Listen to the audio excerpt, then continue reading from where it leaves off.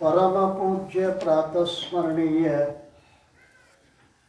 ಸದ್ಗುರುಗಳ ಚರಣಾರವಿಂದಗಳನ್ನು ಹೃತ್ಪದ್ಮದಲ್ಲಿ ಧ್ಯಾನಿಸಿ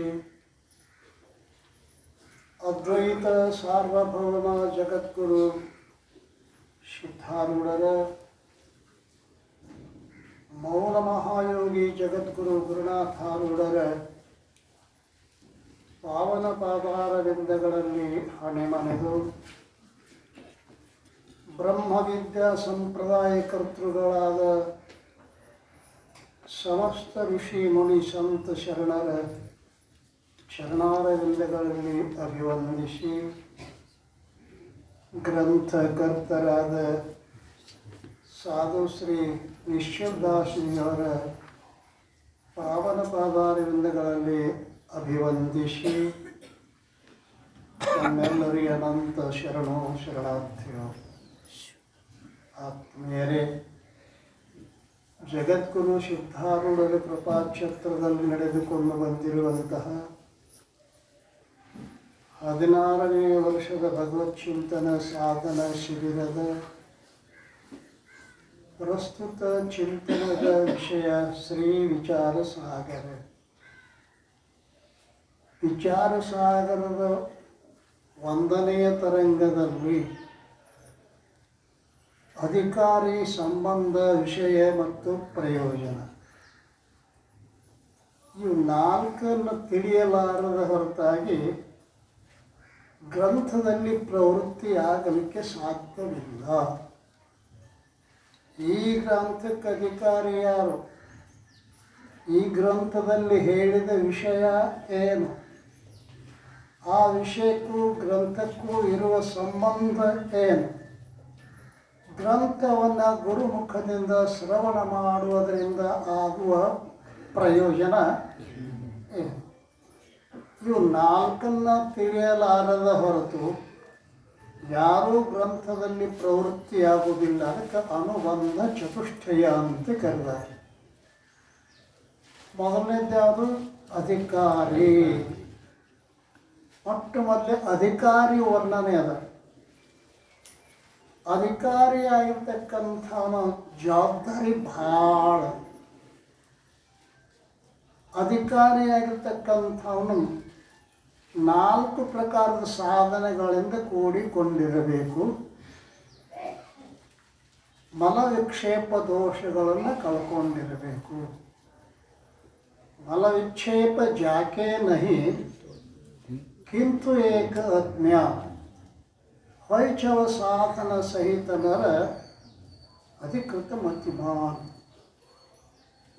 ಈ ಜನ್ಮದಲ್ಲಿ ಆಗಲಿ ಹಿಂದಿನ ಅನೇಕ ಜನ್ಮಗಳಲ್ಲಿ ಆಗಲಿ ನಿಷ್ಕಾಮ ಕರ್ಮಗಳನ್ನು ನಿಷ್ಕಾಮ ಉಪಾಸನೆಯನ್ನು ಮಾಡಿ ಸಂಪೂರ್ಣ ಮಲ ಮತ್ತು ವಿಕ್ಷೇಪ ದೋಷಗಳನ್ನು ಕಳೆದುಕೊಂಡವನಾಗಿರಬೇಕು. ಸಾಧನ ಚತುಷ್ಟಯ ಸಂಪನ್ನನಾಗಿರಬೇಕು. ಈ ಸಾಧನ ಚತುಷ್ಟಯಗಳಲ್ಲಿ ಮೊಟ್ಟ ಮೊದಲಿದ್ದು ವಿವೇಕದ. ಆ ವಿವೇಕದ ಲಕ್ಷಣವನ್ನು ನಿನ್ನೆ ನೋಡಿದ್ದೀವಿ ನಾವು. ಅವಿನಾಶಿ ಆತ್ಮ ಅಚಲ ಜಗತಾತೈ ಪ್ರತಿಕೂಲ ಐಶೋ ಜ್ಞಾನ ವಿವೇಕ ಸಬ ಸಾಧನಕ್ಕೂ ಮೂಲ. ಈ ಆತ್ಮ ಅವಿನಾಶಿ ಅದಾನೆ. ದೇಹಾದಿ ಪ್ರಪಂಚ ನಾಶ ಉಳ್ಳದ್ದು ಅದೇ.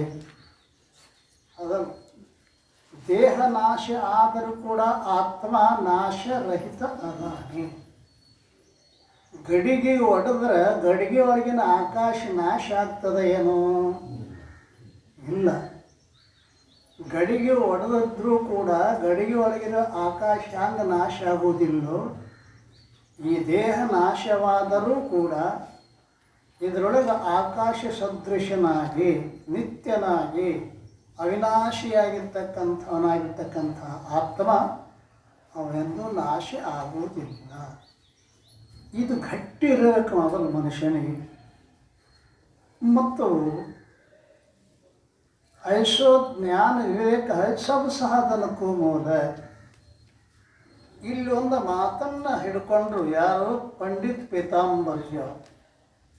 ವಿವೇಕ ಎಲ್ಲ ಸಾಧನೆಗಳಿಗೆ ವೈರಾಗ್ಯಾದಿಗಳಿಗೆ ಅಂದರೆ ಏನು, ಎಲ್ಲಿ ವಿವೇಕದ ಅಲ್ಲಿ ವೈರಾಗ್ಯ ಇರಲೇಬೇಕು, ಎಲ್ಲಿ ವೈರಾಗ್ಯದ ಅಲ್ಲಿ ಸಾಧನ ಚತುಷ್ಟಯಗಳು ಇರಲೇಬೇಕು, ಅಲ್ಲಿ ಮುಮುಕ್ಷತ್ವ ಕೂಡ ಅವಶ್ಯವಾಗಿ ಇರಲೇಬೇಕು. ಹೀಗೆ ಸಬ್ ಸಾಧನಕ್ಕೂ ಮೂಲ ಅನ್ನುವ ಶಬ್ದವನ್ನು ಹಿಡ್ಕೊಂಡು ಪಂಡಿತ್ ಪೀತಾಂಬರ್ಜಿಯ ವಿಜಿಗೀಷು ಪಂಡಿತನ ದೃಷ್ಟಾಂತ ಹೇಳಿದ.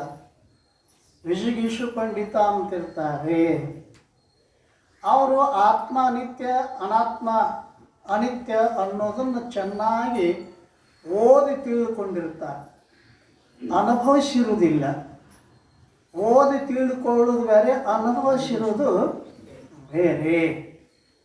ಅವ ಓದಿ ತಿಳ್ಕೊಂಡ ಇದಕ್ಕೆ ಆತ್ಮ ಅಂತಾರೆ, ಇದಕ್ಕೆ ಅನಾತ್ಮ ಅಂತಾರೆ. ಸಾಕಷ್ಟು ವಿವರವಾಗಿ ಹೇಳ್ತಾ ಇದ್ದರೂ ಕೂಡ ಅವನಲ್ಲಿ ವೈರಾಗ್ಯ ಯಾಕೆ ಇರುವುದಿಲ್ಲ ಅಂತ ಪ್ರಶ್ನೆ. ಯಾಕೆ ಇರುವುದಿಲ್ಲ ಅಂತ ಕೇಳ ಅದಕ್ಕೆ ಉತ್ತರ ಹೇಳಿದಾರಲ್ಲ, ಆ ವಿಜಿಗೀಷು ಪಂಡಿತನಲ್ಲಿ ಮಲವಿಕ್ಷೇಪ ದೋಷಗಳಿಂದ ಸಹಿತವಾದ ಅಂತಃಕರಣದಲ್ಲಿ ವಿವೇಕೋದಯ ಆಗೈತೆ ವಿನಃ ಮಲವಿಕ್ಷೇಪ ದೋಷ ರಹಿತವಾದ ಅಂತಃಕರಣದಲ್ಲಿ ವಿವೇಕೋದಯ ಆಗಿಲ್ಲ. ಯಾರ ಅಂತಃಕರಣದಲ್ಲಿ ಮಲವಿಕ್ಷೇಪ ದೋಷ ಕಳೆದುಕೊಂಡ ಬಳಿಕ ವಿವೇಕೋದಯ ಆಗಿತ್ತು ಅಂತಂದ್ರೆ ಅದು ವೈರಾಗ್ಯಾದಿಗಳಿಗೆ ಕಾರಣ ಆಗ್ತದೆ. ಹೇಗೆ ದೃಷ್ಟಾಂತ ಕೊಡ್ತಾರೆ, ಬಾಳೆ ಗಿಡ ಹಚ್ಚಬೇಕಂತ ವಿಚಾರ ಮಾಡಿದ. ಒಂದು ಬಾಳೆ ಮರಿ ತಂದ, ಎಲ್ಲಿ ಹಚ್ಚಿದ, ನೀರಿನ ಸಂಬಂಧರಹಿತವಾದ ಉಸುಕಿನ ಭೂಮಿಯಲ್ಲಿ ಅದನ್ನು ಹಚ್ಚಿದ. ಅದು ಫಲಕ್ಕೆ ಹೇತು ಆಗುವುದಿಲ್ಲ. ಅದು ಹಾಗೆ ಮಲವಿಕ್ಷೇಪಗಳ ಒಳಗೆ ಇಟ್ಟುಕೊಂಡ ಅದ್ರ ಕಡೆ ನಮ್ಮ ಲಕ್ಷ್ಯ ಭಾಳ ಕಡಿಮೆ ಅದ. ನನ್ನ ಹೃದಯದಾಗ ಒಂದು ಮಲ ಐತಿ, ಒಂದು ವಿಕ್ಷೇಪ ಐತಿ ಅನ್ನೋದ್ರ ಕಡೆ ಲಕ್ಷ್ಯ ಬಹಳ ಕಡಿಮೆ. ಸಾಧಕನಾಗಿರ್ತಕ್ಕಂಥ ಅದರ ಕಡೆಗೆ ಲಕ್ಷ್ಯ ಇಟ್ಟಿರಬೇಕಾಗ್ತದೆ. ಅವಾಗ ಸಂಪೂರ್ಣ ಮಲವಿಕ್ಷೇಪ ಕಾಯ್ದುಕೊಳ್ಳಲಾರದನೇ ಓದಿದ, ಸಾಕಷ್ಟು ಚಿಂತನೆ ಓದಿದ, ಪರಂತು ಅದು ವಿವೇಕ ಹೇಳ್ತಾನೆ. ಆತ್ಮ ಸತ್ಯ, ಅನಾತ್ಮ ಎಲ್ಲ ಮಿಥ್ಯ ಹೇಳಿದರೂ ಕೂಡ ಅವನ ಅಂತಃಕರಣದಲ್ಲಿ ಮಲಕ್ಷೇಪಗಳು ಇರುವುದರಿಂದ ಆ ವಿವೇಕ ವೈರಾಗ್ಯಾದಿಗಳಿಗೆ ಸಾಧನ ಆಗುತ್ತಿಲ್ಲ. ಇನ್ನೊಬ್ಬ ಗಿಡ ಹಚ್ಚಿದ, ಬಾಳೆ ಗಿಡ, ಎಲ್ಲಿ ಅತ್ಯಂತ ಸುಂದರವಾದ ನೀರಿನಿಂದ ಕೂಡಿದ ಉತ್ತಮ ಭೂಮಿಕೆಯಲ್ಲಿ ಆ ಗಿಡವನ್ನು ಹಚ್ಚಿದ, ಅದು ಫಲಕ್ಕೆ ಹೇಗೆ ಹೇತು ಆಗುತ್ತದೆಯೋ ಹಾಗೆ ಸಂಪೂರ್ಣ ತನ್ನ ಅಂತಃಕರಣದಲ್ಲಿರ್ತಕ್ಕಂಥ ಮಲ ವಿಕ್ಷೇಪ ದೋಷಗಳು ಅವುಗಳನ್ನು ಸಂಪೂರ್ಣ ಯಾವುದು ನಿಷ್ಕಾಮ ಕರ್ಮ ನಿಷ್ಕಾಮ ಉಪಾಸನೆಯನ್ನು ಮಾಡಿ ಕಳ್ಕೊಂಡಿದ್ದ ಅಂತಂದ್ರೆ ಅಲ್ಲಿ ವಿವೇಕೋದಯ ಆಗಿತ್ತು ಅಂತಂದರೆ ಅದು ವೈರಾಗ್ಯಾದಿಗಳಿಗೆ ಸಾಧನೆ ಆಗುತ್ತದೆ ಅಂತ. ಹೀಗೆ ಈ ವಿವೇಕದ ಲಕ್ಷಣವನ್ನು ಹೇಳಿ ಈಗ ವೈರಾಗ್ಯದ ಲಕ್ಷಣವನ್ನು ಹೇಳ್ತಾ ಇದ್ದಾರೆ ಅಲ್ಲ. ಅಥ ವೈರಾಗ್ಯ ಲಕ್ಷಣ ಬ್ರಹ್ಮಲೋಕ ಜೋ ಭೋಗ ಜೋ चाहे सवन को त्याग वेद अर्थ ज्ञाता मुनि कहता ही वैराग ब्रह्मलोक भोग लो भोग जो चाहे सवन को त्याग ಬ್ರಹ್ಮಲೋಕದ ತನಕ ಅಂದ್ರೆ ಈ ಲೋಕವನ್ನು ಮೊದಲು ಮಾಡಿಕೊಂಡು ಅಲ್ಲೇ ಬ್ರಹ್ಮಲೋಕ ಅಟ್ಟು ಹೇಳ್ಯಾರ, ಅಧ್ಯಾಹಾರ ಮಾಡ್ಕೋಬೇಕಾಕೈತಿ. ಈ ಲೋಕ ಮೊದಲು ಮಾಡಿಕೊಂಡು ಬ್ರಹ್ಮಲೋಕದ ಪರ್ಯಂತರವಾಗಿ ಯಾವ ಭೋಗಗಳು ಅದಾವಲ್ಲ ಆ ಭೋಗದ ಇಚ್ಛೆಯನ್ನು ತ್ಯಾಗ ಮಾಡೋದು. ಅಂದರೆ ಮನುಷ್ಯ ಭೋಗದಲ್ಲಿ ಪ್ರವೃತ್ತಿಯಾಗಬೇಕಾಗಿತ್ತು. ಅದಕ್ಕೆ ಕಾರಣ ಏನೋ ಇಚ್ಛೆ, ಹೌದಲ್ರಿ? ಅದಕ್ಕೆ ಕಾರಣ ಏನೋ ಇಚ್ಛೆ. ಆ ಇಚ್ಛೆನ ಇದ್ದಿದ್ದಿಲ್ಲ ಅಂದರೆ, ಬೀಜನ ಇಲ್ಲ ಅಂದರೆ ಬೆಳೆ ಹೆಂಗಿರ್ತದಪ್ಪ? ಇಚ್ಛೆ ಬೀಜ ಆಗ್ಯದ ರೀ. ಆ ಭೋಗದ ಇಚ್ಛೆ ಏನದ ಅಂತೇಳ ಅದು ಬೀಜ ಆಗ್ಯದ. ಆದ್ದರಿಂದ ಈ ಭೋಗ ಅವು ಅಧಿಕಾರಿ ತಿಳ್ಕೊಂಡಿರ್ಬೇಕು.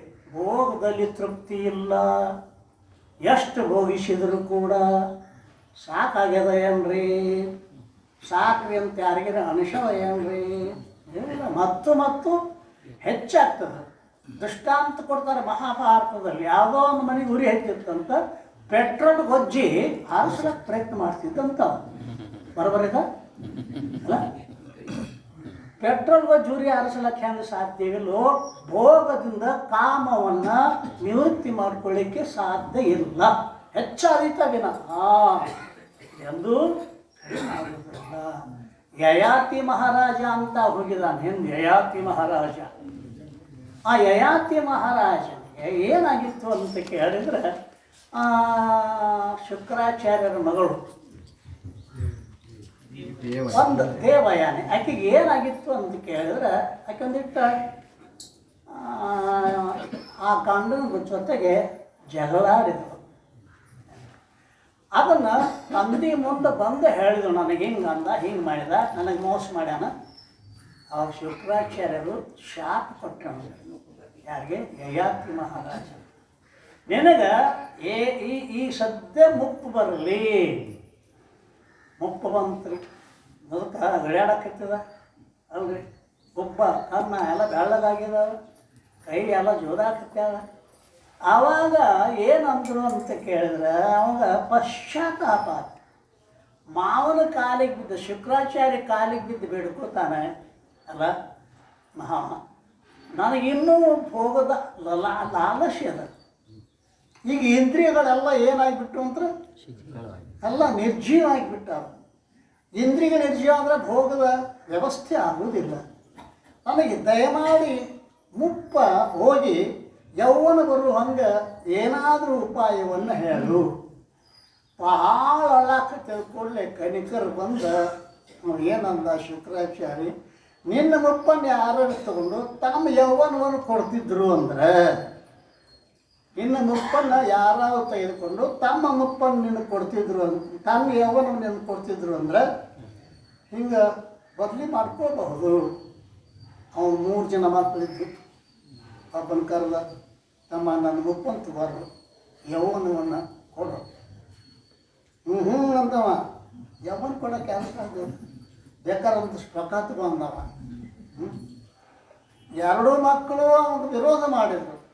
3ನೇ ಮಗ, ಯಪ್ಪ ದೇಹ ನಿಂದದ, ತಗೋ ನೀ ಕೊಟ್ಟ ದೇಹ.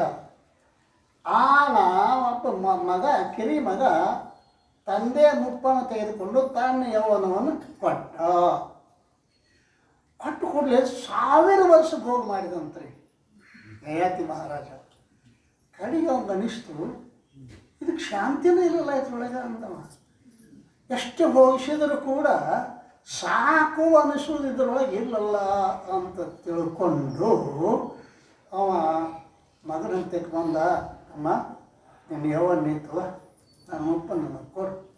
ಯಾಕೆ ಅಂದವ, ಇದು ಭೋಗದಿಂದ ಕಾಮ ತೃಪ್ತಿಯಾಗುವುದಿಲ್ಲ, ಹೆಚ್ಚಾಗ್ತದೆ.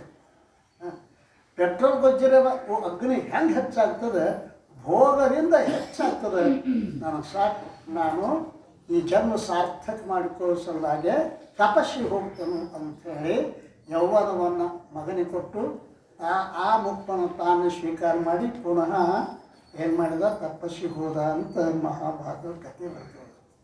ಅದಕ್ಕೆ ಯಾವ ಬ್ರಹ್ಮಲೋಕ ಪರ್ಯಂತರವಾಗಿ ಯಾವ ಭೋಗಗಳದಾವೋ ಈ ಲೋಕನದಲ್ಲೇ ಮಾಡಿಕೊಂಡು ಬ್ರಹ್ಮಲೋಕದ ಪರ್ಯಂತರವಾಗಿ ಯಾವ ಭೋಗ ಅದಾವೋ ಅವೆಲ್ಲವುಗಳನ್ನು ಏನು ಮಾಡಬೇಕು, ಇಚ್ಛೆಯನ್ನು ತ್ಯಾಗ ಮಾಡಬೇಕು. ನಿಜಗುಣ ಶಿವಗಳು ಹೇಳಿದ್ದಾರೆ, ಹೃದಯದ ಭೋಗೇಚ್ಛೆ ದೊರೆಯದೆ. ಭೋಗೇಚ್ಛೆ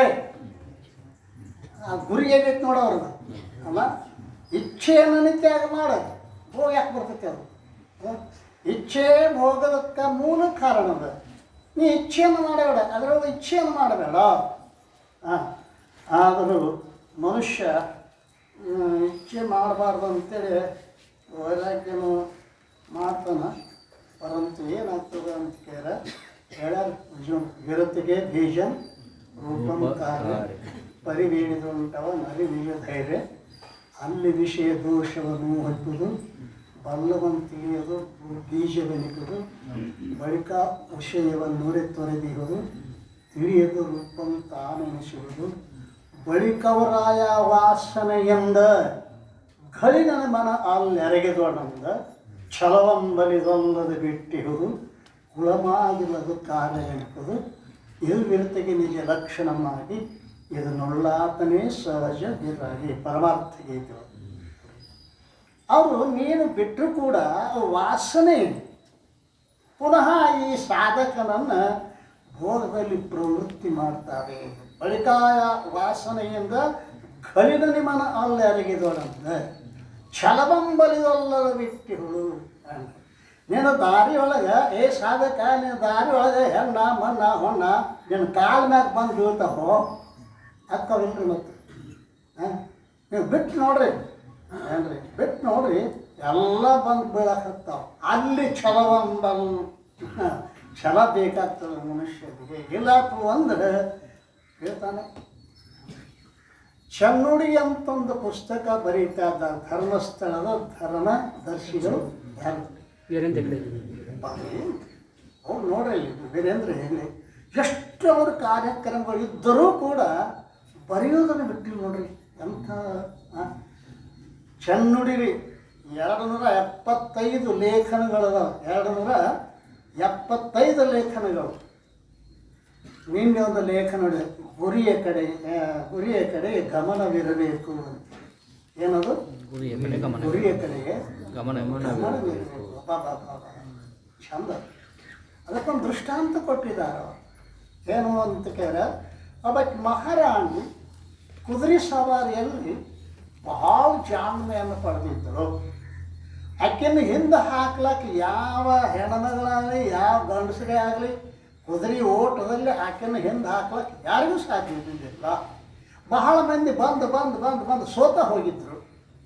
ಆಕೆ ಓಡಿಸ್ತಿದ್ರು. ಕುದುರೆ ಹತ್ತಿರು ಅಂತಂದ್ರೆ ಗುರಿ ಮುಟ್ಟೇ ತೀರ್ತಿದ್ರು. ಪಕ್ಕದ ರಾಜನ ಕುಮಾರ ತಿಳ್ಕೊಂಡ. ಅದನ್ನು ಗುರುಗಳ ಹಂತಕ್ಕೆ ಹೋಗಿ ಕೇಳಿದ, ನಾನು ಸ್ಪರ್ಧಕ್ಕೆ ಹೋಗ್ಬೇಕತ್ತೀನಿ ಗುರುಗಳ, ಏನೋ ನನಗೆ ಉಪಾಯ ಇದ್ರೆ ಹೇಳ್ರಿ ಅನ್ನೋ. ಹೇಳಿದ್ರು ಅವರು, ಕೆಲಸ ಮಾಡು. ಏನಿಲ್ಲ, 1 ಕಿಲೋ ಬಂಗಾರದ ತುಕಡಿಗಳನ್ನು, 1 ಕಿಲೋ ಬಂಗಾರದ ಇಟ್ಟಿಗೆಗಳನ್ನು ದಾರಿ ಮೇಲೆ ನೀವೇನು ಸ್ಪರ್ಧೆ ಮಾಡ್ತಿರಲ್ಲ ಆ ದಾರಿ ಮೇಲೆ ರಾತ್ರಿ ಹೋಗಿ ಇಟ್ಬಿಡಿ, ನೀವು ಗೆದ್ದ ಹಿಂಗ್ರಿ ಅಂದ. ವ್ಯವಸ್ಥೆ ಮಾಡಿದ, ಇಟ್ಟಿಗೆಯನ್ನು ಇಟ್ಟಿದ್ದ. ಕುದುರೆ ಹತ್ತಿದ್ರು ಇಬ್ಬರು. ಕುದುರೆ ಹತ್ತಿ ಓಡ್ತಾ ಇರುವಾಗ ಆಕೆ ಲಕ್ಷ್ಯ ಎಲ್ಲಿ ಬಿತ್ತು? ಅರಮನೆಯೊಳಗೆ ಸಾಕಷ್ಟು ಬಂಗಾರ ಇತ್ತು. ಖರೆ ಬಂಗಾರ ನೋಡಿ ಒಂದು ಕುದುರೆ ನಿಲ್ಲಿಸಿ ತೊಗೊಂಡು ಅವ ದಾಟಿದ. ಮತ್ತೊಂದು ನಿಲ್ಲಿಸು, ಮತ್ತೊಂದು ತೊಗೊಂಡು 4 ಇಟ್ಟಾಗಿ ತೊಗೊಂಡು ಕರೆ ಸೋತು ಬಿಟ್ಟದಲ್ಲ ಮನೆಗೆ. ಅಂದ್ರೇನು? ಗುರಿಯಡೆಗೆ ಗಮನವಿರಲಿ. ಹೌದಲ್ಲ? ನಾವು ಗುರಿ ಕಡೆ ತಪ್ತೀವಿ. ನಡಬರ್ಕೆ ಅಂದರೆ ಒಂದು ಮಾಯಾಚಾಲ ಇರ್ತೈತಲ್ಲ, ಬಂದ ಸಾಧಕನನ್ನು ಅಲ್ಲೇ ತಡೀತದ. ನೀವು ದಾರಿ ನಡೀತಿರ್ತೀರ, ಯಾವುದೋ ಒಂದು ಊರಿಗೆ ಹೋಗ್ತಿರ್ತಾನಲ್ಲ ಮನುಷ್ಯ ದಾರಿ ನಡ್ಕೋತ ಹೋಗ್ತಿರ್ತೀರಲ್ಲ, ಅಲ್ಲಿ ದಾರಿ ಒಳಗೆ ಗೂಟುಗಳು ಇರ್ತಾವಲ್ರಿ, ಇಷ್ಟು ಮೈಲ ಅಂತ. ಆ ಗೂಟುಗಳು ನೋಡ್ಕೊಂತ ಹೋಗ್ತಾನ. ಯಾಕೆ ನೋಡ್ತಾನ? ನಾ ಎಷ್ಟು ದೂರ ಬಂದೀನಿ, ಏನು ನಾ ಎಷ್ಟು ದೂರ ಹೋಗಬೇಕು? ಹೌದಲ್ಲ? ಸಾಧಕನಾಗಿರ್ತಕ್ಕಂಥವ ನಾ ಎಷ್ಟು ದೂರ ಬಂದೀನಿ, ನಾ ಇನ್ನು ಎಷ್ಟು ದೂರ ಹೋಗಬೇಕು? ಹೌದಲ್ರಿ? ಮತ್ತು ಇಲ್ಲೇ ಮುಗ್ಗರಿಸ್ತಾರೆ ಹಾಗೆ ನಾ ಸಾಧಕರು. ನಾ ಈಗ ಬಂದೀನಿ, ಗುರಿ ಮುಟ್ಟಬೇಕಾಗ್ಯದ. ನಾ ಎಷ್ಟು ಕಿಲೋಮೀಟ್ರ್ ಬಂದೀನಿ, ಹೊತ್ತು ಮುಳುಗೋದ್ರೊಳಗಾಗಿ ಗುರಿ ಮುಟ್ಟಬೇಕಾಗೈತಿ. ದೇಹ ಬಿಡುವುದ್ರೊಳಗಾಗಿ ಮುಕ್ತಿಯನ್ನು ಹೊಂದಬೇಕಾಗೈತಿ. ಸಾಧಕನ ಗುರಿ ಹೌದಲ್ರಿ? ಇದು ಮೋಕ್ಷದ ಹೌದಲ್ರಿ? ಆದ್ದರಿಂದ ಅಂಥದನ್ನು ಗುರಿ ಸಾಧಿಸಬೇಕಾಗಿತ್ತು ಅಂತಂದರೆ ಆಗಬೇಕು. ಛಲವಂಬಲಿದಲ್ಲದ ಬಿಟ್ಟಿಹುದು ಅಲ್ರಿ, ಅಲ್ಲಿ ಬಹಳ ಮಹತ್ವದ. ಈ ಮಾತನ್ನು ಸಾಧಕರು ಭಾಳ ನೆನಪನ್ನ ಇಟ್ಕೋಬೇಕ. ಛಲವಿರಬೇಕು, ಸಕಲ ಅದಲ್ಲ ಛಲಬೇಕು, ಛಲ ಇಲ್ಲದ ಹೋದ್ರೆ ಬೀಳ್ತಾನೆವ. ಅಲ್ಲಿ ಏನಾಗಿತ್ತು ಅಂದ್ರೆ ದೇವತೆಗಳು ಮತ್ತು ರಾಕ್ಷಸರು ಯುದ್ಧ ಆಗ್ತಿತ್ತು. ಯುದ್ಧ ಆಗುವಾಗ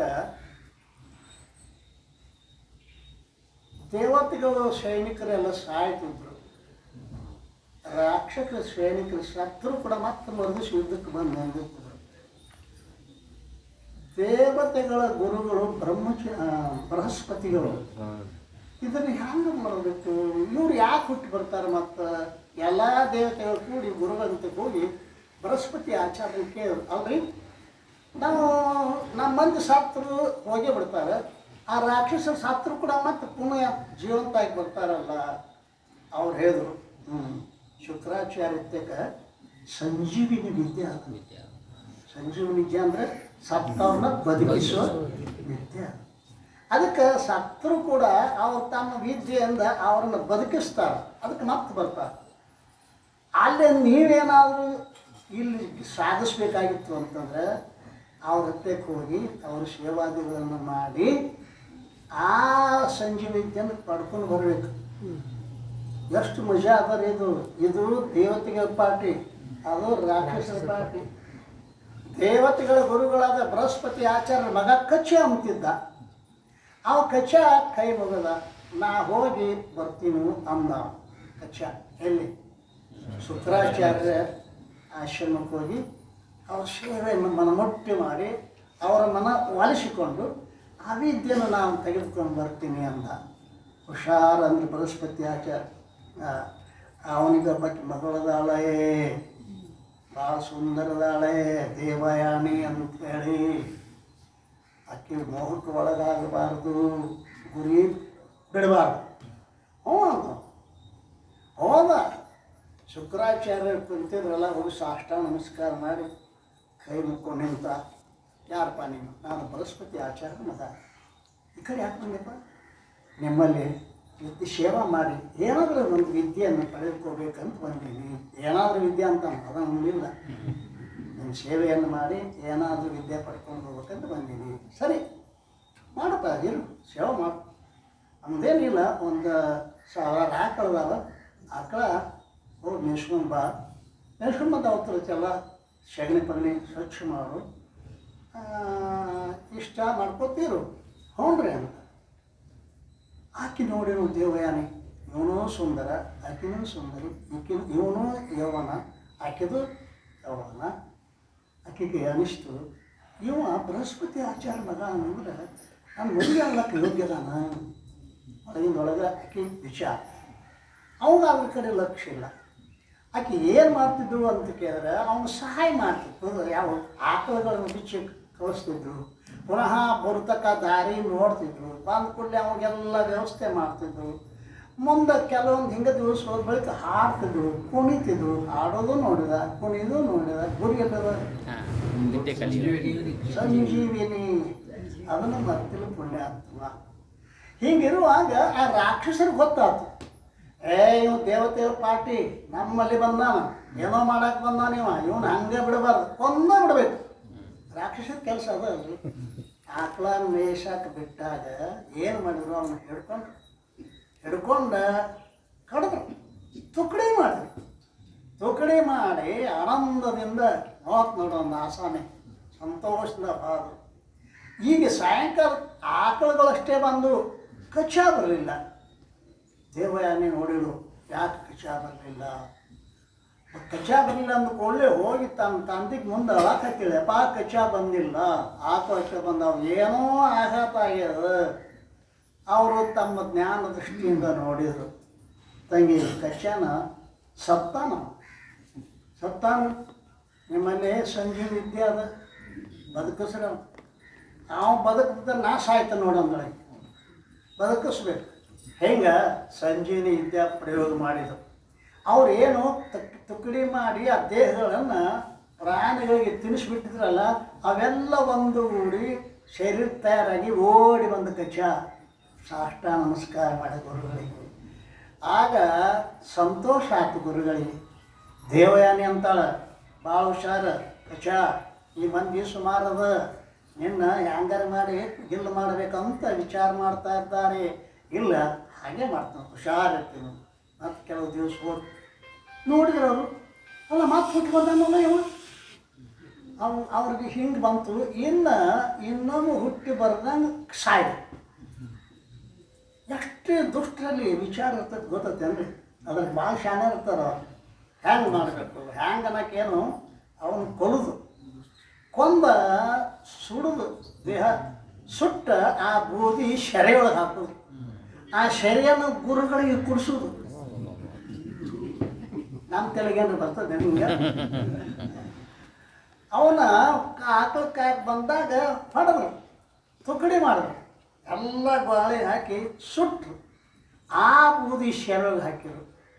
ಗುರುಗಳಂತೆ ಹೋಗಿ ನಾವು ಭಾಳ ಚಂದ ಪ್ರಸಾದ ತಂದಿದ್ರಿ, ನಾವು ತಗೋಬೇಕು. ಅವೇನೋ ಕೊಡೋದ ಮೂಲಕ ನಿಶ್ಚಿಂತ. ಇನ್ನು ಅವ ಸಂಜೀವಿನಿ ಮಂತ್ರ ಹೇಳಿದ್ರೆ ಹೊಟ್ಟೆ ಹೊರಗೆ ಬರಬೇಕು, ಗುರುಗಳು ಸಾಯ್ಬೇಕು. ಏನಂತೂ ಅವ ಎಂದು ಹೊಟ್ಟೆ ಬರೋಕ್ಕೆ ಸಾಧ್ಯ ಇಲ್ಲ, ನಿಶ್ಚಿಂತ ಅವರು. ಆಕೆ ನೋಡು ಆಕಳದಷ್ಟ ಬಂದು ಕಚ್ಚಾ ಬರಲಿಲ್ಲ. ದೇವಯಾನಿ ಅಪ್ಪನ ಬಂದು ಮತ್ತೇನೋ ಆಗಿದೆ ಅಪ್ಪ ಕಚ್ಚ, ನೀವು ಉಳಿಸಬೇಕು ಅವನು. ಅವ ಕಣ್ಣು ಮುಚ್ಚಿ ನೋಡಿದ, ತಂಗಿ ಏನು ಕಚ್ಚ ಬರಂಗಿಲ್ಲ. ಯಾಕೆ ಬರಂಗಿಲ್ಲ? ಹಿಂಗೆ ಮೋಸ ಆಗಿದೆ. ಅವನು ನಾನು ಹೊಟ್ಟೆ ಒಳಗದ, ಪರಂತು ಅವನ ಏನರ ಮಂತ್ರ ಹಾಕಿ ನಾ ಹೊಟ್ಟೆ ಹೊರಗೆ ಬರ್ತಾನೆ, ನಾ ಸಾಯ್ತು, ಅವ ಬದುಕ್ತಾ. ನಾ ಬೇಕೋ ನಿನಗೆ ಕಚ್ಚ ಬೇಕೋ? ಶಾನೆ ಮಾಡ್ರಿ ಹೆಣ್ಮಕ್ಳು. ನೀನು ಬದುಕು ಹಂಗೆ, ಕಚ್ಚಾನು ಬದುಕು ಹಂಗೆ ಹೇಳ್ತಾನೆ ಕೇಳಲ್ಲ. ಹೇಳು ಏನಿಲ್ಲ, ನಿನ್ನ ಗರ್ಭದಾಗ ಅದನ್ನಲ್ಲ. ಆವಾಗ ಈ ಸಂಜೀವ ಮಂತ್ರವನ್ನು ಉಪದೇಶ ಮಾಡಿ. ಅವ ನಿನ್ನ ಗರ್ಭದೊಳಗಿದ್ದ ಸಂಜೀವ ಮಂತ್ರವನ್ನು ಸಿದ್ಧಿ ಮಾಡ್ಕೊತಾನೆ. ನೀನು ಅವನ ಮಂತ್ರ ಪ್ರಯೋಗ ಮಾಡಿ ಹೊಟ್ಟೆ ಹೊರಗೆ ಬರ್ತಾನೆ. ಅವನಂತೆ ಕಿರ್ತತಿಲ್ಲ ಸಂಜೀವಿದ್ಯೆ, ನೀನು ಬದುಕಿಸ್ತಾನೆ. ಅಬ್ಬ ಹೆಣ್ಮಕ್ಳು ಭಾಳ ಶಾನೆ ರೀ. ಯಾವುದೋ ಮನೆಯಿಂದ ಬಂದು ಯಾವುದೋ ಮನೆಗೆ ಮಾಲಕರಕ್ಕರ ಅಂದ್ರೆ ಸಾಮಾನ್ಯವಪ್ಪ. ಹೌದನ್ನವ. ಆವಾಗ ಕಾಲು ಮುಚ್ಚಿ ಕಚನೇ ಅಂದ, ಗುರುವೇ ಅಂದ ಹೊಟ್ಯಾಗನ. ನಾನು ನಿನಗೆ ಮಂತ್ರನ ಉಪದೇಶ ಮಾಡ್ತೀನಿ, ಸಂಜೀವಿನಿ ಹೇಳ್ತೀನಿ. ಅದಕ್ಕೆ ಬಂದು ನಂದವ ಅದೇನೆ ಅಂದ. ಉಪದೇಶ ಮಾಡಿದ, ಒಳಗೇ ಮಂತ್ರವನ್ನು ಸಿದ್ಧಿ ಮಾಡಿಕೊಂಡ, ಪ್ರಯೋಗ ಮಾಡಿದ್ರು. ಹೊಟ್ಟೆ ಹರಿದು ಗುರುವಿನ ಹೊಟ್ಟೆ ಹರಿದು ಹೊರಗೆ ಬಂದಲ್ಲ. ಈಗ ಹೋಗಬೇಕಾಗಿತ್ತು. ನಾವು ದೇವತೆಗಳು, ಮೋಸ ಮಾಡೋದು ನಮ್ಮಲ್ಲಿ ಇಲ್ಲ. ವಿದ್ಯಾರೆ ಬಂದೈತಿ, ಅವರಂತೂ ಇಲ್ಲ ಅಲ್ಲ. ಹಂಗೆ ಮಾಡ್ದಾಗ ಹೋದ್ರೆ ಇದು ಮೋಸ ಆಗ್ತೈತಿ ಅಂತೇಳಿ ತಾನು ಸಂಜೀವಿದ್ಯೆಯನ್ನು ಗುರುಗಳನ್ನು ಬದುಕಿಸಿ ಮುಂದೆ ಸಾಷ್ಟ ನಮಸ್ಕಾರ ಆಗಿ ನಾನು ಬರ್ತೀನಿ. ಯಾಕೋ ನಾನು ಎದಕ್ಕೆ ಬಂದೀನಿ ಅದು ನಾನು ಆಗ್ಯದ. ನಿಮ್ಮ ಕೃಪೆಯಿಂದ ನನಗೆ ವಿದ್ಯಾ ಸಿಕ್ಕದ, ಹೋಗ್ತೀನಿ. ಈಕೆ ಅಂದ್ರೆ ಎಲ್ಲಿ ಹೋಗ್ತೀವಿ ಅಂದಳು. ನಾನು ಹೇಳಿ ಬಂದೀನಿ, ಅಲ್ಲಿ ಹೋಗ್ತೀನಿ ಅಂದ. ಇಲ್ಲ, ನಾನೇನು ಮದುವೆ ಆಗ್ಬೇಕಂತ ಹೇಳಿ ಭಾಳ ದಿವಸದಿಂದ ಹಠ ಮಾಡಿದ್ದೀನಿ. ಹಂಗಾಗಕ್ಕೆ ಸಾಧ್ಯ ಇಲ್ಲ. ನಮ್ಮ ಯಾಕೆ ಸಾಧ್ಯ ಇಲ್ಲ? ಅಣ್ಣ ತಂಗಿಗೆ ಲಗ್ನ ಕತ್ತೀನಿ ಅಂದ್ರೆ, ನೀನು ಬೃಹಸ್ಪತಿ ಮಗ, ನಾನು ಶುಕ್ರಾಚಾರ್ಯ ಮಗಳು. ಅಣ್ಣ ತಂಗಿ ಹಂಗೆ ಕತ್ತಿ. ನೀ ಹಂಗೆ ಅಪ್ಪನ ಹೊಟ್ಟೆಯಾಗಿ ಕೆಲವು ದಿವಸ ಹೊರಗೆ ಬಂದಿ, ನಾನು ನಿಮ್ಮ ಅಪ್ಪನ ಹೊಟ್ಟೆಗೆ ಇದ್ದು ಹೊರಗೆ ಬಂದಿನ ಬಳಿಕ ನಾವು ಅಣ್ಣ ತಂಗಿ ಆಗ್ತೀವಿ, ಹೊರತಾಗೆ ಆಗೋದು ಅಂತ ಬಂದ್ಬಿಟ್ಟಂತ. ಇಷ್ಟು ಗುರಿಯರಿಗೆ ಯಾಕೆ ಹೇಳಕತ್ತೀನಿ, ಸಾಧಕರಿಗೆ ಮಾಯೆ ಭಾಳಷ್ಟು ಪ್ರತಿಬಂಧಕಗಳನ್ನ ಹಾಕ್ತಾ ಇದ್ದಾವೆ. ಬಳಿಕ ವಾಸನೆಯಿಂದ ಗಲಿನ ಮನ ಅಲ್ಲಿ ಎರಗಿದೊಡಂದ ಛಲದಂಬಲಿದಲ್ಲದ ಬಿಟ್ಟಿರುವುದು ಕುಳಮಾಗಿರೋದು. ಏನು ನಿಜವೂ ಹೇಳಿಗಳು ಯಾವುದನ್ನೂ ಬಿಟ್ಟಿಲ್ಲ ಪುಣ್ಯಾತ್ಮ. ನೀನು ವಿಷಯವನ್ನು ತ್ಯಾಗ ಮಾಡಿದ್ರು ಕೂಡ ವಿಷಯದ ವಾಸನೆಗಳು ಮಾತ್ರ ನಿನ್ನ ಪುನಃ ಅಧಪತನಕ್ಕೆ ಒಯ್ತಾ ಇರ್ತಾರೆ ಅಂತ ಹೇಳಿಕೊಂಡು ಬಂದಾರೆ. ಆದ್ದರಿಂದ ಇಲ್ಲಿ ಯಾವ ಇರಬೇಕು ಸಾಧಕ ಅಂತ ಕೇಳಿದ್ರೆ, ಯಾವುದೇ ವಸ್ತು ತನ್ನ ಎದುರಿಗೆ ಬಂದರೂ ಕೂಡ ಅದರ ಕಡೆಗೆ ಗಮನ ಹರಿಸಲಾರದೆ ತನ್ನ ಗುರಿಯ ಕಡೆಗೆ ಗಮನ ಇತ್ತು ಅಂತಂದ್ರೆ ಅವನು ದಾಟಿ ಪಾರ ಆಗ್ತಾನೆ. ಇನ್ನು ಶಮದಮಾದಿಗಳು ಹೇಳ್ತಾ ಇದ್ದಾರೆ, ಶಮ ದಮ ಶ್ರದ್ಧಾತಿ ಸರಿ ಸಮಾಧಾನ ಉಪರ ಚಟಿ ಚಿಚ ಜಾನಿಯೇ ಭಿನ್ನ ಭಿನ್ನ ಯಹ ನಾಮ. ಇವನ್ನ ಆರದವ ಅಂತಂದ್ರೂ ಕೂಡ ಅವೆಲ್ಲ ಕೂಡಿಸಿ ಒಂದೇ ಇರ್ತಾವೆ. ಅವೆಲ್ಲ ಕೂಡಿಸಿ ಒಂದೇ ಇರ್ತಾವೆ. ಆದ್ದರಿಂದ ಅವು ಬೇರೆ ಬೇರೆ ಅಲ್ಲ. ಸಾಧನ ಚತುಷ್ಟಯ ಸಂಪತ್ತಿ ಅಂತ ಕರೀತಾ ಇದ್ದ. ಸಂಪತ್ತಿತ್ತಂದ್ರೆ ಮನುಷ್ಯನಿಗೆ ಏನಾದರೂ ಖರೀದಿ ಮಾಡ್ಲಿಕ್ಕೆ ಸಾಧ್ಯ. ನೀ ಮುಕ್ತಿಯನ್ನು ಖರೀದಿ ಮಾಡಬೇಕಾಗಿತ್ತಂದ್ರೆ ಸಂಪತ್ತು ಬೇಕು. ಆ ಮುಕ್ತಿ ಖರೀದಿ ಮಾಡ್ಲಿಕ್ಕೆ ಏನು ಸಂಪತ್ತು? ಸಾಧನ ಚತುಷ್ಟಯ ಸಂಪತ್ತು. ಆ ಸಂಪತ್ತಿದ್ರೆ ನಿನಗೆ ಅದಕ್ಕೆ ಖರೀದಿ ಆಗ್ತದೆ ವಿನಃ ಇಲ್ಲದ್ರೆ ಆಗೋದಿಲ್ಲ. ಒಂದು ವಸ್ತು ಇರ್ತದೆ, ಆ ವಸ್ತುವಿನ ಬೆಲೆ ಎಷ್ಟದ? 1000 ರೂಪಾಯಿ. ನಾ ಮತ್ತೆ 900 ಅದ ಸಿಗಂಗಿಲ್ಲ. ಆ ವಸ್ತು ಬೆಲೆ ಎಷ್ಟದೆ ಅಷ್ಟು ಕೊಟ್ಟಾಗನ ಅದು ನಮ್ಮದು ಆಕೈತಿ. ಅದಲ್ಲ, ಆ ಮುಕ್ತನ್ನು ವಸ್ತುವಿಗೆ ಬೆಲೆ ಅದು ಏನು? ಸಂಪತ್ತು. ಏನು? ಸಾಧನ ಚತುಷ್ಟಯ ಸಂಪತ್ತು. ಇವಿದ್ರನ ಇಟ್ಟು ಬಾ ಅಂತತಿ ಅದು ಮುಕ್ತಿ. ಇದಿದ್ದಿಲ್ಲ ಅಂದ್ರೆ ಆ ಕಡೆ ಹೋಗು ಅಲ್ಲ.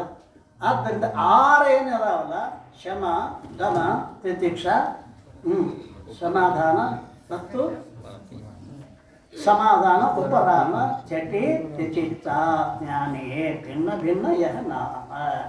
ಇನ್ನು ಅದರೊಳಗೆ ಶಮದ ಲಕ್ಷಣವನ್ನು ಒಂದೊಂದೇ ಲಕ್ಷಣವನ್ನು ಬರೀತಾ ಇದ್ದಾರೆ. ಶಮ ಅಂದ್ರೆ ಎದಕ್ಕೆ ಅನ್ನಬೇಕು ಅಂತ ಕೇಳಿದ್ರೆ, ಮನ ವಿಷಯ ಅಂತೆ ರೋಕನೋ ಶಮತಿ ಕಹತ ಸ್ವಧೀನ ಇಂದ್ರಿಯ ಗಣಕೋ ರೋಕನೋ ದಮ ಬಾಧಕ ಬುದ್ಧ. ಮೊಟ್ಟ ಮೊದಲು ನಮಗೆ ಪ್ರತಿಬಂಧಕಗಳು ಏನು? ಶಮದಮಗಳನ್ನು ಸಾಧಿಸಬೇಕಾಗಿತ್ತು ಅಂದ್ರೆ ಮನಸ್ಸನ್ನು ನಮ್ಮ ಹತೋಟಿಯಲ್ಲಿ ಇಡಬೇಕಾಗ್ತದೆ. ಮನಸ್ಸಿನ ನಿಗ್ರಹಕ್ಕೆ ಶಮ ಅಂತಾರೆ, ಇಂದ್ರಿಯಗಳಿದ್ರಕ್ಕೆ ಇವೆರಡೂ ಏನು ಮಾಡ್ತಾವೆ? ಸಾಧಕನನ್ನು ಮೋಸ ಮಾಡ್ತಾ ಇದ್ದಾವೆ. ಅದು ಯಾವ ವಿಷಯಗಳು? ಆ ವಿಷಯಗಳ ಮೋಸ ಮಾಡುವ ಸಂದರ್ಭದಲ್ಲಿ ಶಮದಮಾದಿಗಳು ಎಚ್ಚರ ಇತ್ತು ಅಂತಂದ್ರೆ ಅವ ಪಾರ ಆಗ್ತಾನೆ.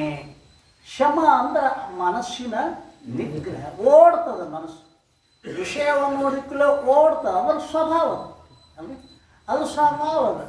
ವಿಷಯವೆಂಬ ಹಸುರನೆನ್ನ ಮುಂದೆ ತಂದು ಪಸರಿಸಿದಯ್ಯ ಪಶುವೇನು ಬಲ್ಲು ಹಸುರೆಂದು ಎಳಸುವ. ನಮ್ಮ ಸುತ್ತ ಹರಿವಿದಾನ ಪುಣ್ಯಾತ್ಮ. ಅದನ್ನು ದಾಟಬೇಕು ನಾವು. ಅದನ್ನು ದಾಟಬೇಕು. ನಮ್ಮೂರಾಗ ಇಬ್ಬರು ಜಗಳಾಡಕತ್ತಿದ್ರು. ಗಂಡಸಿದ್ರ ಬಾ ಅವಂತಿದ್ದ, ಗಂಡಸಿದ್ರ ಬಾ ಅವಂತಿದ್ದ. ನೋಡ್ರಿ, ಇಬ್ರು ಗಂಡಸರು. ಇವನು ಗಂಡಸಿದ್ರ ಬಾ ಆತನ, ಅವನು ಗಂಡಸಿದ್ರ ಬಾ ಆತನ. ನನಗೆ ಸಂಶಯ ಬರ್ತೀರಿ. ನಾವು ಗುರುಗಳು ಕೇಳಿ, ಅಪ್ಪ ಇಬ್ಬರು ಗಂಡಸರು ಅದಾರ, ಅವರು ಗಂಡಸಿದ್ರಪ್ಪ ಅಂತ ಅವನು ಅಂತಾನ, ಗಂಡಸಿರಪ್ಪ ಅಂತ ಇವನು ಅಂತಾನ. ಡಾಕ್ಟರು ಗಂಡಸು ಈ ಜಾಗದಾಗ ಗಂಡಸರು ಅಂದ್ರೆ ಅವಯವಗಳಲ್ಲ ತಮ್ಮ. ಗಂಡಸಂದ್ರೆ ತ್ಯಾಗ, ಗಂಡಸರ ವೈರಾಗ್ಯ. ಪ್ರಾಣದ ಮ್ಯಾಗ ಸಹಿತ ತ್ಯಾಗ ಇತ್ತು ಅಂದ್ರೆ ಬಾರೋ ಅಂದಂಗೆ ಅದ ಅವ್ರ ಅರ್ಥ. ಹಾಗೆ ಪರಮಾತ್ಮ ಆಶಾನಿಲ್ಲ. ಸಾಧಕನಿಗೆ ಬಾರೋ ಗಂಡಸಿದ್ರ ಅದಾನ ಇವ್ರಿ ಮುಂದೆ ಇಟ್ಟಿದ್ದಾನೆ ಎಲ್ಲ. ಗಂಡಸಿದ್ರ ಬಾರೋ, ಇವನ್ನೆಲ್ಲ ದಾಟಿ ಬಾ. ಎಲ್ಲಿ ಎಷ್ಟು ಮಂದಿ ಬೀಳ್ತಾರೋ, ಏನು ಮಂದಿ ಹೋಗ್ತಾರೋ, ಯಾರು ಗುರಿ ಮುಟ್ತಾರೋ ಹೇಳಲಿಕ್ಕೆ ಬರುವುದಿಲ್ಲ. ಒಬ್ಬ ಮಹಾತ್ಮರು ತನ್ನ ಆಶ್ರಮದಾಗ ಅನೇಕ ಜನ ಸಾಧಕರು, ಯಾಕೆ ಸಾಧಕರ ಬಗ್ಗೆ ಭಾಳ ಹೇಳಬೇಕಾಗಿದೆ. ಅವುಗಳನ್ನು ನಾವು ಭಾಳ ಚಿಂತನೆ ಮಾಡಬೇಕಾಗ್ತದೆ. ಗುರುಗಳ ಹಂತಕ್ಕೆ ಸಾಧಕರು ಭಾಳ ಜನ ಇರ್ತಾರೆ. ಅವ್ರ ಗೆಳೆಯರು ಒಂದು ಪತ್ರ ಬರೋದು. ಇಬ್ಬರು ಕುಡಿಸಿದ್ರಲ್ಲ, ಅವರು ಒಂದು ಕೆಲವೊಂದು ದೇಶದಾಗ ಅವರು ಆಶ್ರಯ ಮಾಡಿದ್ರು, ಇವರೊಂದು ಕೆಲವೊಂದು ದೇಶದಾಗ ಇವರು ಆಶ್ರಯ ಮಾಡಿದ್ರು. ಏನು ಪತ್ರ ಬರೆದ್ರು ಅವ್ರ ಗೆಳೆಯರು ಅಂದರೆ, ನಮ್ಮಲ್ಲಿ ಸೇವಾ ಮಾಡೋಕ್ಕೆ ಸಾಧಕರು ಯಾರಾದರೂ ಒಬ್ಬರಿದ್ದರೆ ಕಳಿಸ್ಕೊಡ್ರಿ. ಅವರು ಆಯಿತು ಅಂಥೇಳಿ ಎಲ್ಲ ಸಾಧಕರನ್ನು ಕರೆದ್ರು. ನೋಡಪ್ಪ, ನಮ್ಮ ಗೆಳೆಯರೊಬ್ಬರು ಪತ್ರ ಬರೆದಾರ, ಮತ್ತೊಂದು 4 ಮಂದಿ ನೀವು ಹೋಗ್ರಿ. ಪತ್ರ ಏನು ಬರೆದಾರೆ? ಒಬ್ಬರನ್ನು ಕಳಿಸುವಂತ. ಮತ್ತು 4 ಮಂದಿನ ಯಾಕೆ ಕಳಿಸ್ತೀರಿ? ಇಲ್ಲ, ನೀವು 4 ಮಂದಿ ಹೋಗ್ರಿ. ನಾನು ತಿಳಿಯಂಗಿಲ್ಲ, 4 ಮಂದಿ ಹೋಗ್ರಿ. ನೋಡ್ರಿ, ಅವ್ರಿಗೂ ಭಾಳ ತಿಳಿಯಾಗಿತ್ತು. ಗುರುಗಳಂತೆ ಹೋಗ್ಬೇಕು, ಸಾಧನೆ ಮಾಡಬೇಕು. ಅವ್ರು ಭಾಳ ಯೋಗಿ ಗುರು ಅದಾರ, ಅಲ್ಲಿ ಮೋಕ್ಷವನ್ನು ಜ್ಞಾನದ್ವಾರ ಮೋಕ್ಷ ಪಡಿಬೇಕು ಅಂತ 4 ಮಂದಿ ಹೊರಟರು. ಒಂದು 2 ಊರು ದಾಟಿದ್ರು. ಒಂದು ಊರಾಗ ಏನಾಗಿತ್ತು, ಚರ್ಚ್ದಾಗ ಇರ್ತಾರಲ್ಲ ಯಾರು ಅವರು,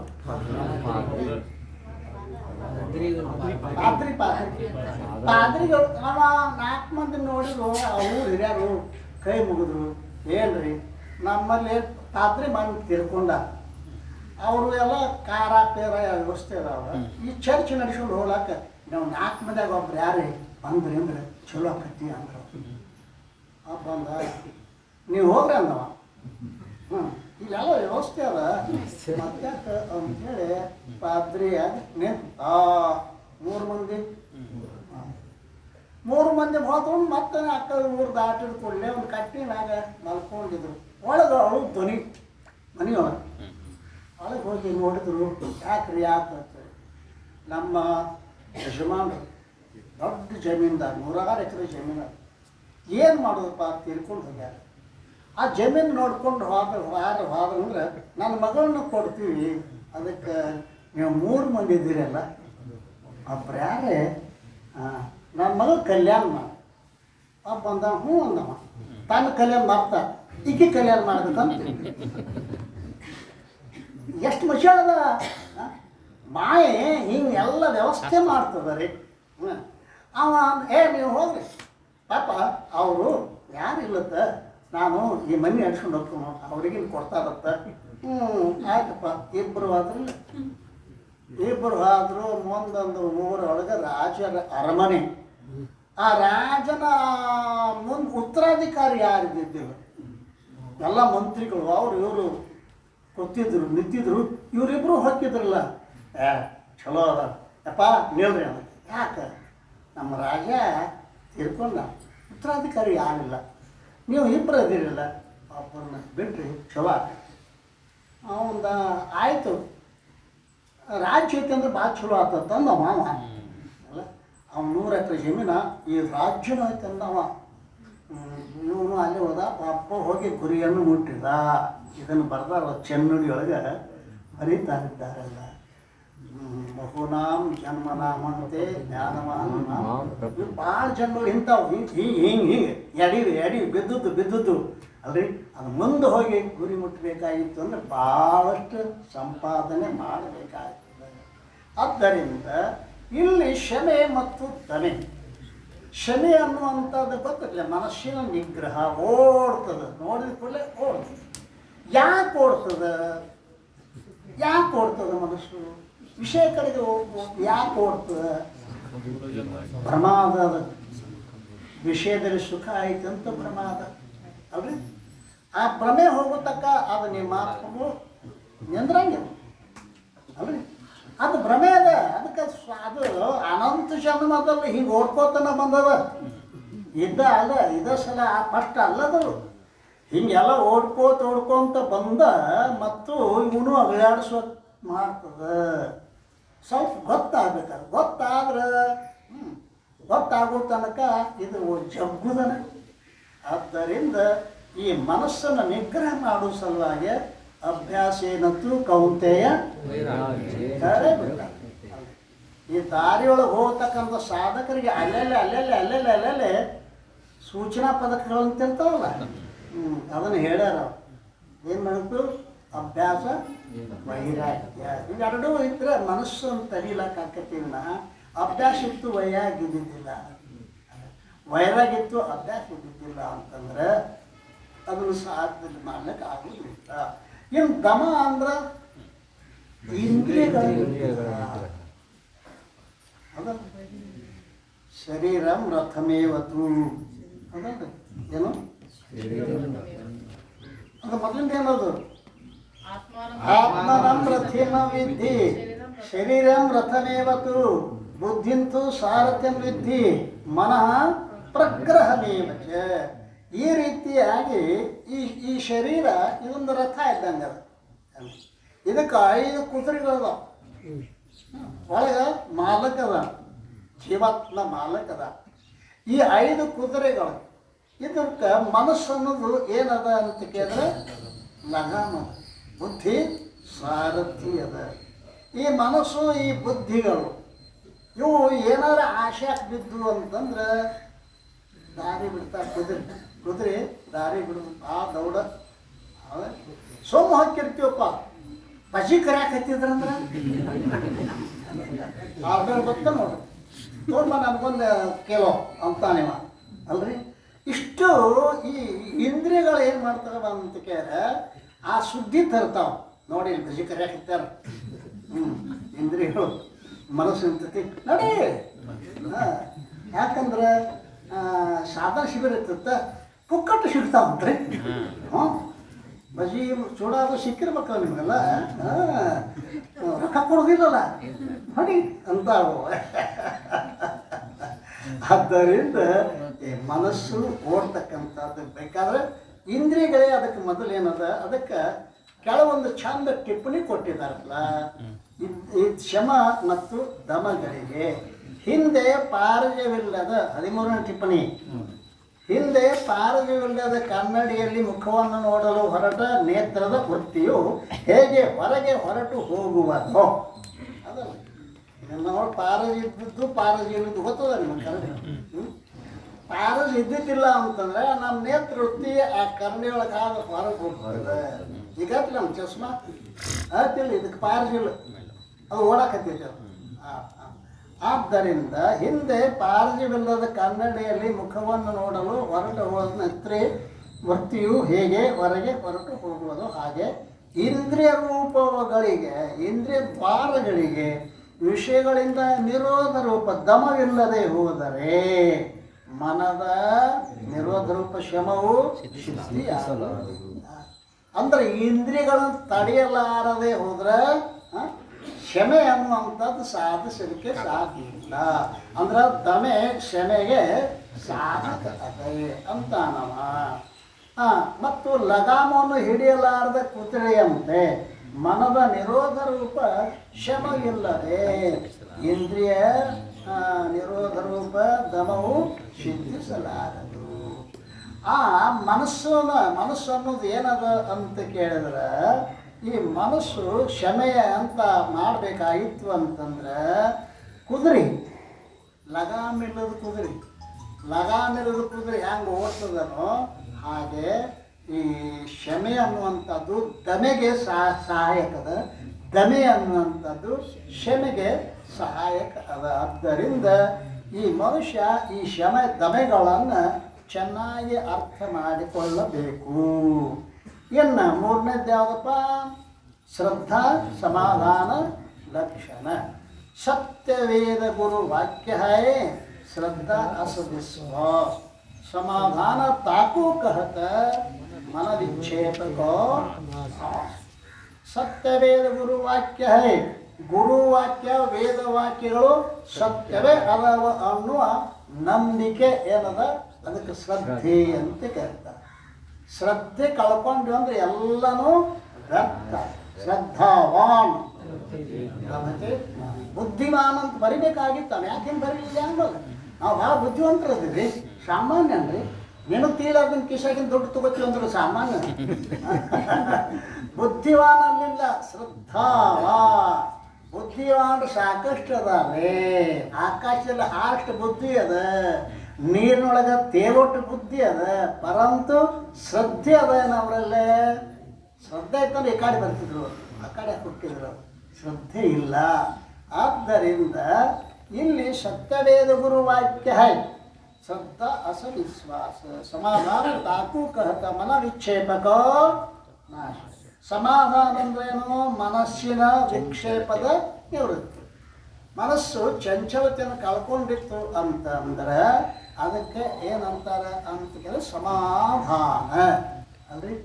ಎಲ್ಲಿ ಕುಂತು ಸಮಾಧಾನ ಇಲ್ಲ ಮನುಷ್ಯ, ಅಲ್ಲಿ ಕುಂತು ಸಮಾಧಾನ. ಯಾಕೆ ಸಮಾಧಾನ ಇಲ್ಲ?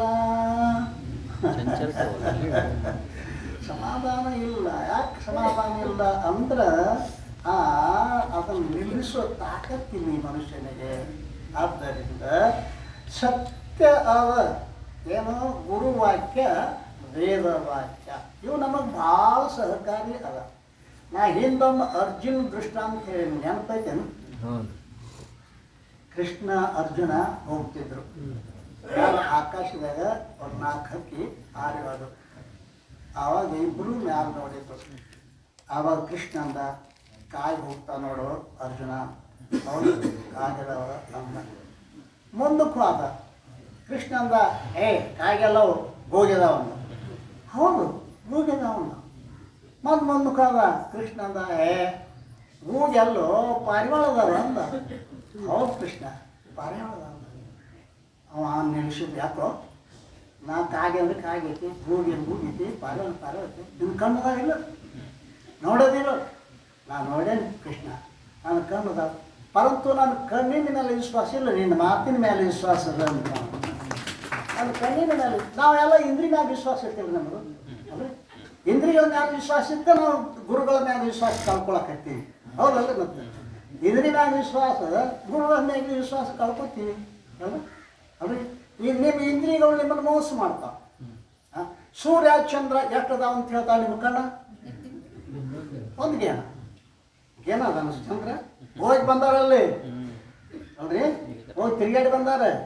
ಏನದ ಅಂದ್ರೆ ಅವ್ರು ಹೋಗ್ತಾರೇನು ಅವ್ರು ಅಂದ್ರೆ ನಿಮ್ಮ ಕಣ್ಣು ನಿಮ್ಗೆ ಸುಳ್ಳು ಹೇಳ್ತಾವೆ. ಅದರಂತೆ ಎಲ್ಲ ನಾವು ತಿಳ್ಕೊಳ್ಳಿ, ಎಲ್ಲ ಇಂದ್ರಿಯಗಳು ಸುಳ್ಳು ಹೇಳ್ತಾವೆ. ನಾವು ಆ ಸುಳ್ಳು ಹೇಳಿದ ಅವ್ರನ್ನ ಹತ್ತಿದ್ದೆ ನಾವು ಸಾಧಕ. ಆದ್ದರಿಂದ ವಿಚಾರ ಮಾಡು, ಈ ಗುರುವಿನ ವಾಕ್ಯದಲ್ಲಿ ಮತ್ತು ವೇದ ವಾಕ್ಯದಲ್ಲಿ ಏನು ಶ್ರದ್ಧಾ, ಏನು ವಾಕ್ಯ ಅಶ್ರದ್ಧಾ ಅಸದ್ವಿಶ್ವ, ಅಲ್ಲಿ ದೃಢವಾದ ವಿಶ್ವಾಸ ಇತ್ತು ಅಂತಂದರೆ ಅದಕ್ಕೆ ಏನಂತಾರೆ ಮತ್ತು ಸಮಾಧಾನ ಅಂತ ಎದಕ್ಕಂತಾರ? ವಿಕ್ಷೇಪದ ನಿವೃತ್ತಿ. ಮನಸ್ಸು ಅಗಲಾಡೋದು ನಿಂತು ಬಿಡ್ತೆ ಅಂದ್ರೆ ಅಲ್ಲಿ ಸಮಾಧಾನ. ಮಹಾತ್ಮರು ಸಮಾಧಾನ ಇರ್ತಾರೆ. ಯಾಕಂದ್ರೆ ಅವ್ರ ವಿಕ್ಷೇಪವನ್ನು ಕಳ್ಕೊಂಡಿರ್ತಾರೆ. ಆದ್ದರಿಂದ ಕೆಲವೊಂದು ಟಿಪ್ಪಣಿ ಅದ. ಎಷ್ಟನೇದು? 14. ಏನಂತಾರೆ? ಸರ್ವ ಸಾಧನಗಳ ಸಂಪತ್ತಿ ರೂಪ ಮೊಸರು ಕಡಿಯುವ ಸಾಮಗ್ರಿಗಳಲ್ಲಿ ಶ್ರದ್ಧಾರೂಪ ಮಥನ ಪಾತ್ರೆಯಾಗಿರುತ್ತದೆ. ಶ್ರದ್ಧಾ ಹೆಂಗದ? ಮಥನ ಪಾತ್ರೆಯಾಗಿರುತ್ತದೆ. ಒಂದು ನೀವು ಕಡದು ಬೆಣ್ಣೆ ತಕ್ಕೋಬೇಕಾದ್ರೆ ಏನೇನು ಬೇಕಾಗ್ತದೆ? ಮೊಸರಿನ ಗಡಿಗಂತೂ ಗಡಿಗೆ ಇದ್ದಿದ್ರೆ ಏನು ಮಾಡೋದು? ಮೊಸರಿನ ಗಡಿಗಂತೂ ಬೇಕೇ ಬೇಕು, ಕಡುಗುಲಂತೂ ಬೇಕು, ಹಗ್ಗಂತೂ ಬೇಕು. ಅದಲ್ಲ, ನೀನು ಹಗ್ಗ ಇದ್ದಿದ್ದಿಲ್ಲ ಅಂದ್ರೆ ನೆರಳಿನಿಂದ ಹಗ್ಗ ತಂದು ಕಡಿದು ಬೆಣ್ಣೆ ತಕ್ಕೊಳಕ ಬರ್ತದೆ. ಬಹುಶಃ ಕಡಗೋಲು ಏನೋ ಇದ್ದಿದ್ದಿಲ್ಲ ಅಕಸ್ಮಾತ್ ನೆರಮನಾಗಿದ್ದ ಕಡಗೋಲು ತಂದು ಕಡಿದು ಬೆಣ್ಣೆ ತಕ್ಕೊಳಕ್ಕೆ ಬರ್ತದೆ. ಗಡಿಗಿನ ಹೊಡಿತು ಅಂತಂದ್ರೆ ಎಲ್ಲ ವ್ಯರ್ಥ ಹೆಂಗೆ ಆಗ್ತಿತ್ತು. ಎಲ್ಲ ಸಾಧನೆ ಇದಾವ್ರಿ, ಸತ್ಯ ಒಂದಿಲ್ಲ. ಹುಡುಗ ಭಾಳ ಬೇಕೇನಲ್ರಿ. ಎಲ್ಲನೂ ಅದ ಅವನಲ್ಲಿ. ಎಲ್ಲ ಸಾಧನೆ ಇದ್ದು ಏನು ಇದ್ದಿಲ್ಲ ಅಂದ್ರೆ ಶ್ರದ್ಧಾ ಇದ್ದಿದ್ದಿಲ್ಲ. ಅಂದರೆ ನೌಕರಿಗೆ ಇಟ್ಕೋರಿ ಅಂತ ಬಂದು ಹುಡುಗ, ನನಗೆ ಏನೇನು ಚಟ ಅದಾವು? ಬಿಡಿಸೋದು ಚಟ ಅದ ಇಲ್ಲ, ಶರೀರ ಕೊಡು ಚಟ ಅದ ಇಲ್ಲ, ತೊಡುಗು ಮಾಡೋ ಚಟ ಅದ ಇಲ್ಲ, ಯಾವ ಚಟ ಇಲ್ಲ. ಏನದ? ಒಂದೇ ಅದ ರೀ, ಏನು ಸುಳ್ಳು ಹೇಳೋದಾದ್ರೆ. ತಿನ್ಕತ್ತಕ ಏನು ಹೇಳ್ತಿದ್ದಲ್ಲ,